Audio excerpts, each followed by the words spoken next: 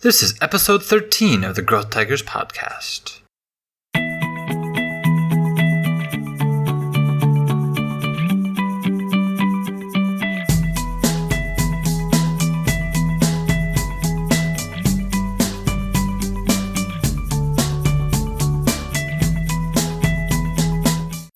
Before we begin today, I want to let you know that this episode is supported by Circo Co-working Space.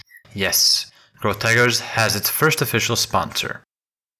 This podcast is for the benefit of the community, so I'll only share things that I think are supportive.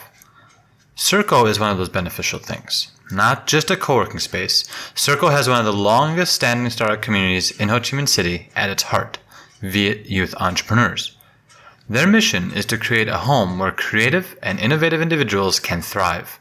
It is a network designed to help nurture founders, startups, and growth-minded individuals. So if you're looking for a place that you can afford and has an incredible mix of experts, innovators, and dedicated founders, you need to check out Circo. It's located in District 4, just out of downtown. Find out more details and sign up for their newsletter at circo.co. circo.co. Now, onto the show. You actually have a background in civil engineering and construction, right? But you work almost exclusively now as an external relations, vice president of external relations for VYE, which is Viet Youth Entrepreneurs. That seems to me like quite a long distance from engineering to startups, especially focused on students. Can you kind of explain how did you go from that civil engineering background? How did you get involved with VYE? So back to 2011, and I was a sophomore before, and I met a group of students who were around of my age back then, and they came up with a very interesting project. So that was one of the very first project with VYE called VYE Stanford Bootcamp. And I was pretty excited by the program because it has the very clear vision of bringing a lot of knowledge and people from Silicon Valley to Vietnam, and with the purpose of building a whole ecosystem. This was in 2011? Yeah, it was 2011. Okay. So has been like 6 years already. Okay. And at this time, was this the first time that, especially a student-run organization, had tried to bring Silicon Valley knowledge to Vietnam? Exactly. So my co-founder, she was a junior student at Stanford back then, and she was very excited to join the whole community over there. And she was lucky to know one professor named Tom Kosnick, and he was one of the lead professor in Stanford Technology Ventures Vietnam. And he was teaching a lot of entrepreneurs at Stanford. And actually, he has a very strong passion on Vietnam. We invited him over, and he also brought some entrepreneurs with him to go back to Vietnam and try to help the young people learn more about entrepreneurship. He wanted to exchange his knowledge when working with the people in the Silicon Valley here in Vietnam. And so that was the origins of Viet Youth Entrepreneurs. Student-led, student-run, really focused on students. Yeah, right. Obviously, that was a few years ago. You're no longer a student. But can you give us an overview of what VYE was, after that initial project? Because it was just a project, and then it turned into a community. How did that happen? What was the focus? What was the vision back then? The vision back then, so we started as a student organization, just organizing workshops for students, startup events focused on students. And we are moving more into a startup ecosystem builder. So we engage more older entrepreneurs and the people having a lot of experience in tech industry in the world to Vietnam. We have been organizing a lot of events since 2011. Like we host 6 times VYE Stanford Bootcamps, hosting a lot of hackathons with a lot of like big tech corporates in the world, startup event with around 5,000 people, and a lot of investor pitching competitions that we engage the top startups here in Ho Chi Minh City. and bringing a lot of investors from Southeast Asia to come here and discover about the startup here in Vietnam. That sounds like a lot for a student-led, student-run organization. What makes VYE so special that you and the group was actually able to accomplish all these things with students? So we were a group of students, and so our motto is by youth and for youth. So all of the projects we done, we got a lot of talented people that they have strong passion on creating high impacts on the startup ecosystem here. And we also... What do you mean by high impact? We collaborate with some of the partners, like back in March 2016, we organized one of the very biggest startup fair in Ho Chi Minh City. Engage a lot of what we call innovative corporates like Microsoft, Uber, and try to get them engaged with the newer startups. So what we done was like very meaningful to startups, because they can have more chance to have more conversation with a more developed and a more innovative corporates. And we also engage very high impact partners like the US Embassy or UNICEF. So in your role with VYE, it's both knowledge exchange from overseas, specifically Silicon Valley, and increasingly in the region, but it's also in creating dialogues inside the country between young people who have passion and desire, but maybe not experience. Yeah. Is that about right? Yeah, right. Okay, and for you personally, how does this connect to your passion, your drive?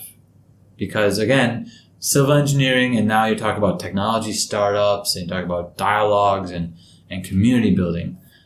Throughout that 6 years, how have you maintained that desire to help this organization grow? I have a very strong passion on technology in general. Civil engineer was my background. And the thing I have been working with, very related to civil engineering and technology. What were you working in specifically? So I was working more into 3D technology applied to construction industry. Okay. So you've always been interested in the application of technology, especially into industries or areas that it currently is not quite up to date. Yeah. Is that a fair statement?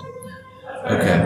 And today we're actually sitting in your new full-time role, right? We're sitting in the Circo co-working space, which is managed and operated by VYE. Is that correct? Exactly. So can you explain how is Circo, first of all, what does Circo mean? Mm-hmm. And how is it related to VYE? And what is the vision that now you're turning a virtual community of young people across Vietnam and you're giving it a physical home? What is that vision, and where do you think it's going to go? So Circo is our latest initiative. We define ourselves as a community-focused co-working space. When we name Circo, so it means the inclusivity. So we try to bring the people across the tech startups industry in Vietnam all together. So Circle is how we play with the word circle. So it's a round shape, and it conveys collaboration, community, and co-working space.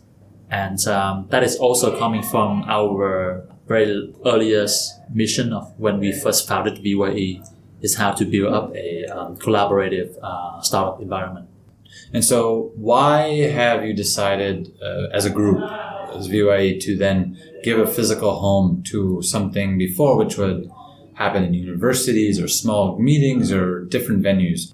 We see co-working space is a new opportunity as the way on how we can engage more startups into the community in a more connected way.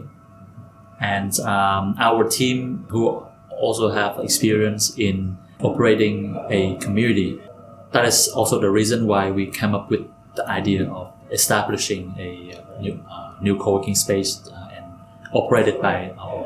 Okay. So I don't know if the listeners are going to be able to hear this, but I'm hearing a lot of laughter in the background, which means I believe the community is headed in the right direction. Yeah. Is this community aspect really kind of one of the underlying principles that you hope to really drive in the space to differentiate from all the other spaces that are open or that will open? Yeah, that is one of our first priority is how to engage community. Means that we want to engage more people in our space. So we have a lot of events, startup events run by ourselves or our partners organized on average we organize one event every 3 days, and all of them are startup related. Like we hosted a Facebook cross commerce event here, like a startup fintech event last week, and angel investing networks the last 2 weeks. So we keep on talking about community. Give us some numbers. What is the size of this community? How many people are active? How many people are coming here to Circo? Give me some numbers. So we right now we're having an online community of around 56,000, and we have around like 10,000 people went to our events since 2011. Okay. And a lot of people visiting Circle in the last month. So we just recorded 1,000 visitors since last month to Circle. Fantastic. So of those 56,000, most of which are on Facebook, right? Yeah. Do you have any idea of how many of them are active contributors to the community? People who are not only taking value from what you're doing, but also creating some of their own? We have a pretty active and vibrant community of around 1,000 people that we are actively got in touch with. Okay, so that 1,000, I guess, true fans that you have that are consistently active, you kind of see this as a space where you can bring them together more often? Yeah, right. Right. And they are very connected with each other, okay. I have to tell you. So a lot of them now have started a very good startups. Do you have a success story you can share? Yeah, we have one success story. So she went to one of our first Stanford bootcamp back in 2011, and back then, so she won a first prize in our very first bootcamp, working on the handicraft that made by especially disadvantaged background. Mm-hmm. So she went to New Zealand for a master degree and still work on that project since we finished Stanford Bootcamp back in 2011. And she got funded by New Zealand government and Finnish government. Okay. And I think that's one of very good and successful case study from our community. And is she still active in the community? Does she contribute and like share stories and advice to people? Yeah. So she's coming back mostly every year since she graduated from 2011. Mm-hmm. So 1 year she was contributing as a guest speaker, sharing the story, and another year she was coming as a sponsor. Okay. Like to help the new generations get in touch with the good opportunity in the startup scene here in Ho Chi Minh. It's fantastic. So if we go back a little bit to that 2011 period, you're a brand new organization, lots of young people, probably didn't know what you were doing exactly. Yeah. What was that first event like? We got a very talented group of people. So they were students before, and we have to like knock on the door of the corporates and startups to ask for sponsor. Have to deal with a lot. So how did that go? I mean, even now, sponsorships are really difficult in Vietnam. Mm-hmm. So back in 2011, as students, how did that go? Knocking on doors for sponsorships, were the corporates kind of dismissive of you, or were they receptive? I mean, what happened? So the majority of them like declined on the very first round when we sending out the emails asking for just a meeting. But a lot of them are very open-minded, setting up a meeting and So they were trying to understand more about us, because back then when we talk about startups, nobody cares about it, especially corporates. Because corporate, they were just want like employees to be loyal to them. Don't want the employees to leave them and start a business. Mm-hmm. So we got to know one of their very first venture capital fund back in Vietnam came with them. So that was IDG Ventures. Yes, right. IDG Ventures Vietnam. And they've been a long-term, strong supporter of VYE and your work, right? Yeah, right. So we consider them as the founding partner with us. They're also receiving a lot of our graduate campers and taking a lot of good positions at their startup at the moment. Okay. Moving forward from 2011 to 2016, what is the biggest difference you've seen between 2011 and now in terms of your events, in terms of who is in them? So year by year, more and more people care about startups. Back in 2011, none of people talking about it. Is there a better understanding of what startup is versus SME? They are getting like more and more sense on what is the difference between startups and SMEs. Would you say in general that the quality, the people participating from 2011 in terms of their knowledge, their experience is better now than it was in 2011? Yeah, right. And then that the potential companies that are starting, because you deal with very early stage companies, right? Yes, Potentially right. even just ideas, right? Yeah, Students mostly. Do you think they're more advanced now than they were back then in terms of developing companies and understanding what that means? Yeah. So it's much different in a more positive way. Like all the startups graduated from our programs from 2011 to 2014, they are super immature, very early stage. But last August, we had we have more than 3 of the startups. They got seed funding right after the bootcamp. So the most recent boot camp I was actually a mentor at, and I got to work with 2 different teams. And I was surprised that the first team I worked with was actually from Bangladesh. Right? They weren't from Vietnam. They actually traveled all the way from Bangladesh to come to the boot camp in Vietnam, which I thought was really, really interesting. And not only were they a startup and they were using technology, but they were definitely a social enterprise. Right? They were dealing in blood banks in Bangladesh. I thought this was a really interesting kind of context that they would come all the way here to do that. So obviously there's something about the boot camp that is creating a lot of value for people to travel that far. And the second observation I made is that the second team I dealt with was actually led by, I think, a 16-year-old. They were still in high school, and they were proposing, I mean, they weren't ready to be a company yet, but they were proposing using nanotechnologies in clothing specifically designed for Vietnam. Those are not easy ideas, right? Those are more advanced ideas, maybe not even feasible ideas in some cases. But they weren't just clones. You know, they had actually thought about this and are very situationally, contextually accurate. And so I got to say, it's not surprising to me that a couple teams got investment right after that, because the ideas were really intriguing, even if the teams were immature. So with all of this experience, this community, over 5, almost 6 years now, a new space with a lot of really interesting teams, both local and international. Tell me something that I don't know about Vietnam's ecosystem. Okay.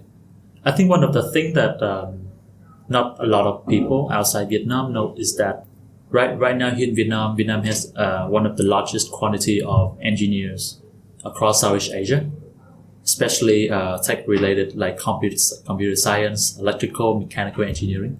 And I think that is one of the very precious asset from Vietnam when comparing with other countries from Southeast Asia.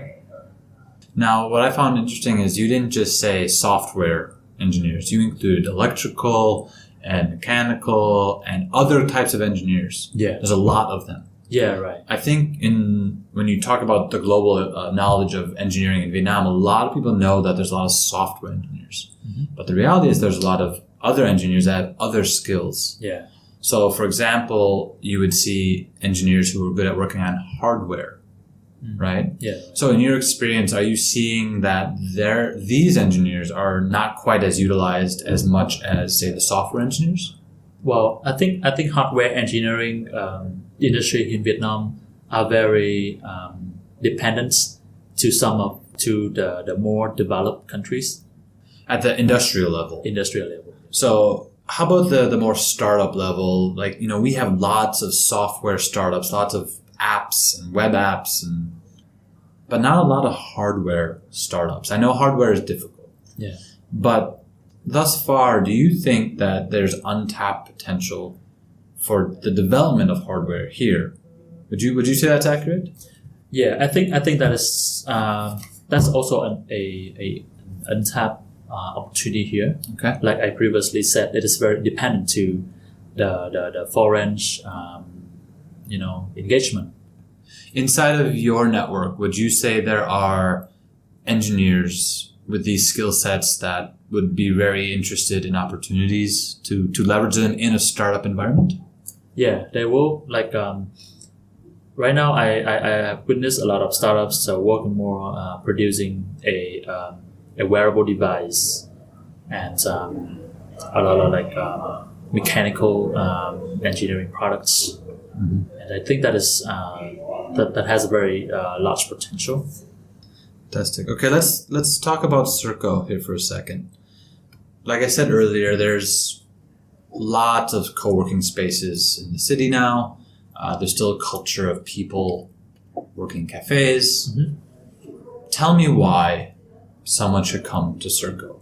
So when the people coming to us, especially Circo, we are providing a community focus, which means that startups when they have an idea but they don't have the people, they can get engaged more and more in our community, so they can exchange the ideas, recruit people, or they can find somebody can consult with them on the ideas. And I think that is also the main values when they. Do you facilitate those interactions? Do you make them happen, or do you try to set up the environment for them to happen naturally?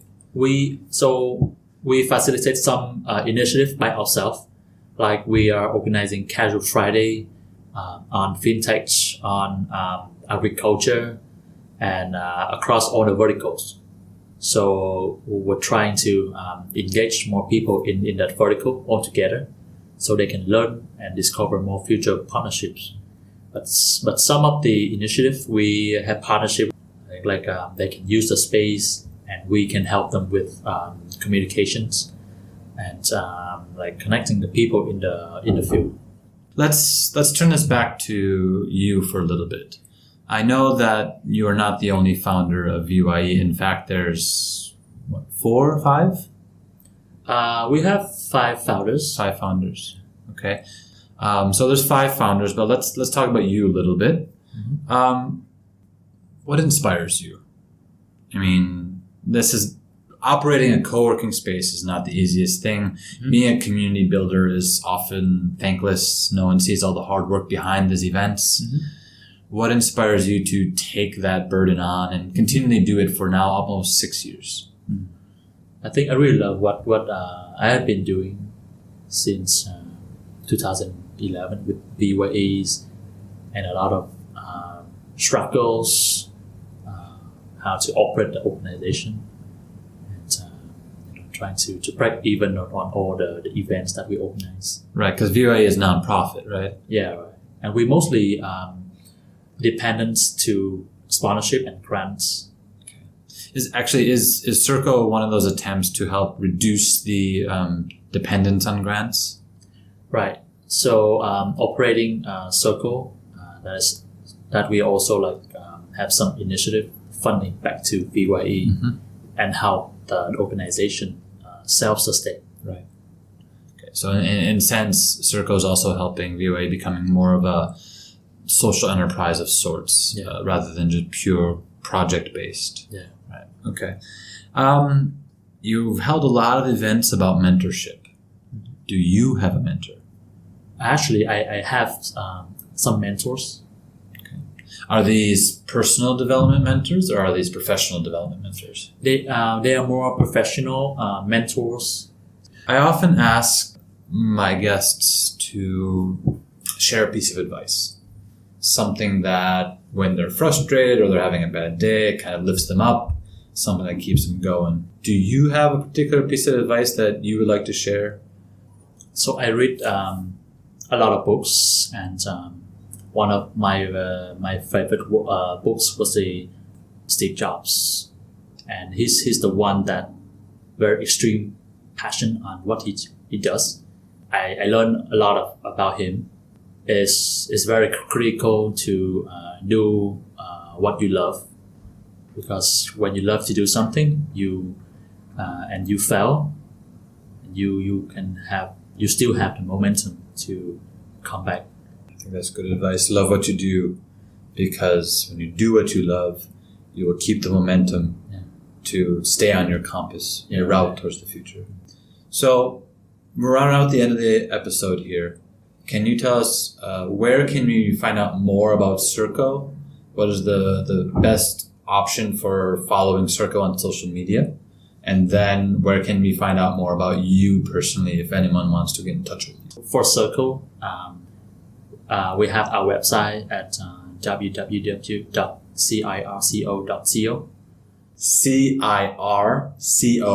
circo.co. Yeah, right. That's our official website. Okay.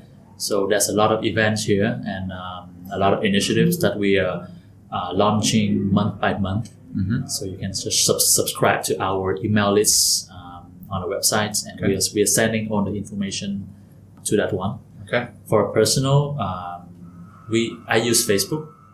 You search for Lin Hoang VYE. Yeah, right. And you just pop right up. Yeah, right. Okay. All right. Well, Lin, that's been really great. Thank you for your time, and thank you for sharing the story of VYE and your own personal journey. And I hope that I'll see you around Circo, and some of the listeners, I hope that you also come and join us at Circo for different events. Thanks. Yeah, thanks a lot, Brian, for inviting me to your show.